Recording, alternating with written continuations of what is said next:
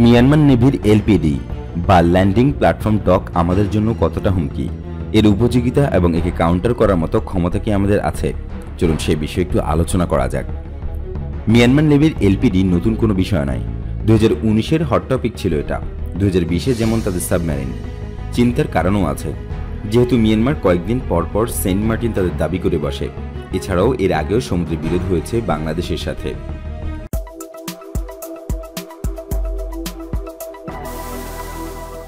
প্রথমে জেনে নেওয়া যাক মিয়ানমারের এলপিডি সম্পর্কে কিছু তথ্য। এর নাম ইউএমএস মোয়াত্তামা, যেটা দক্ষিণ কোরিয়ার তৈরি মাকাসার ক্লাস এলপিডি। ফুল লোডের অবস্থায় এর ডিসপ্লেসমেন্ট 12,500 টন। এর সর্বোচ্চ গতি 30 কিলোমিটার প্রতি ঘন্টায়। জাহাজটি এর মধ্যে দুটি 23 মিটারের এলসিইউ এবং 4টি ইনফ্ল্যাটেবল বোট বহন করে। সেই সাথে দুটি MI-17 হেলিকপ্টার বহন করতে পারে, জরুরি অবস্থাতে 3টি, এবং 25টি ট্যাঙ্ক বা সমপর্যায়ের যান বহন করতে পারে।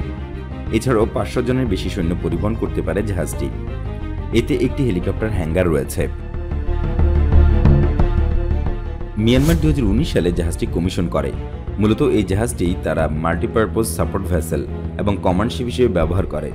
অনেকেই হয়তো ভাবে এটা তারা আমাদের সেন্ট মার্টিন দখল করার উদ্দেশ্যে কিনেছে। আপাতত দৃষ্টিতে এটা মনেও হতে পারে। 20টা ট্যাঙ্ক, 500-র বেশি সৈন্য এবং 3টে হেলিকপ্টারের সাথে এলসিইউতে আরও 500 থাকলে। কিন্তু প্রকৃতপক্ষে আসলেই কি তাই? আসলে মিয়ানমার এই পারচেসটা করেছে আসিয়ান অঞ্চলে তাদের নেভির অন্যান্য নেভির সাথে সমতা রক্ষা করার জন্য। উল্লেখ্য, ইন্দোনেশিয়া, ফিলিপাইন একই এলপিডি ব্যবহার করে। এছাড়া সিঙ্গাপুর, থাইল্যান্ডও এলপিডি ব্যবহার করে মিয়ানমারের আগে থেকে, যেটা তাদের কাছে ভারসাম্য বজায় রাখতে প্রয়োজন ছিল। একসাথে অনেকগুলো ফ্রন্ট তাদের বজায় রাখতে হয়, শুধু বাংলাদেশ নয়। এবার ধরা যাক মিয়ানমার সত্যিই সেন্ট মার্টিনের উদ্দেশ্যে যাত্রা করলো আক্রমণ করতে, তখন কি হবে? এই এলপিডি এর অস্ত্র ব্যবস্থা সম্পর্কে তেমন কোনো প্রতিরক্ষা ব্যবস্থাই নেই। শুধু একটা 40mm বর্ডস গান, 2x20mm ওয়েলিক গান এবং ম্যানপ্যাড, সর্বোচ্চ রেঞ্জ 6 কিলোমিটার। অর্থাৎ এসকর্ট ফ্লিট ছাড়া এটা নিজের হোম পোর্ট ছাড়ারও সাহস দেখাবে না।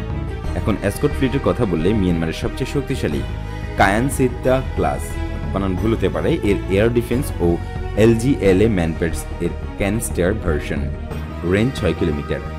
আর ওদের মার্সিডিজ ক্লাস সাবমেরিন কথা বলবেন, তার থেকে আমাদের ট্রাক্টর সাবমেরিনের টর্পেডো রেঞ্জ 1.5 গুণ বেশি। গভীর সমুদ্রে আসলেই ডিটেক্ট করার আগেই শেষ। কেউ এবার SU-30 দিয়ে এসকর্ট করার কথা বলবেন না প্লিজ। এয়ারক্রাফট দিয়ে ভেসেল এসকর্ট হয় না, আর তা এখনও পায়নি মিয়ানমার। আমাদের MiG-29 BM স্ট্যান্ডার্ড এখন লং রেঞ্জ AM এবং অ্যান্টিশিপ মিসাইল ক্যারি করতে সক্ষম। এছাড়াও কথা হলো, যারা সেন্ট মার্টিন গিয়েছেন দেখবেন সেখানে সবসময় কমপক্ষে 3টা যুদ্ধজাহাজ অপারেশনাল রাখা হয়। DO-228 পেট্রোলিং করে আকাশে।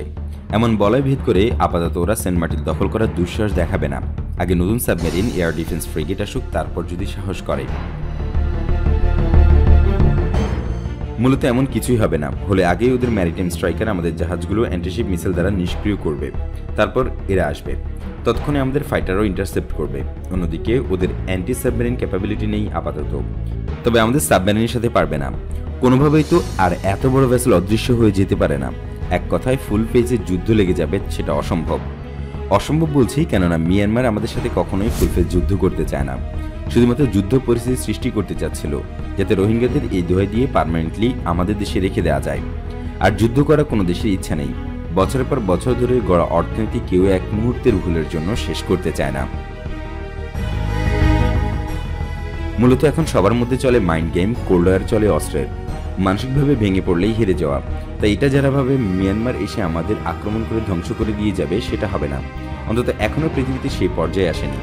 এখন আমাদের পরিকল্পনার কথা বলি। আমাদেরও পরিকল্পনা আছে ভবিষ্যতে হেলিকপ্টার ক্যারিয়ার রাখার, কিন্তু সেই নিরাপত্তা ব্যবস্থা নিশ্চিত হওয়ার পর। সাবমেরিন বেজের কাজ শেষ হয়ে গেলে 2025-এর পর আমাদের নতুন সাবমেরিন আসবে, দেশে নির্মিত হাই পারফরমেন্স ফ্রিগেট আসবে, তারপরেই হেলিকপ্টার ক্যারিয়ারের দিকে যাওয়া হবে।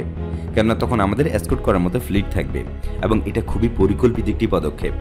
তাই এই বিষয়ে আপাতত নিশ্চিত থাকতেই পারেন, এবং ভিন্ন মত অবশ্যই গ্রহণযোগ্য, তবে গঠনমূলক এবং যুক্তিসঙ্গত হতে পারে।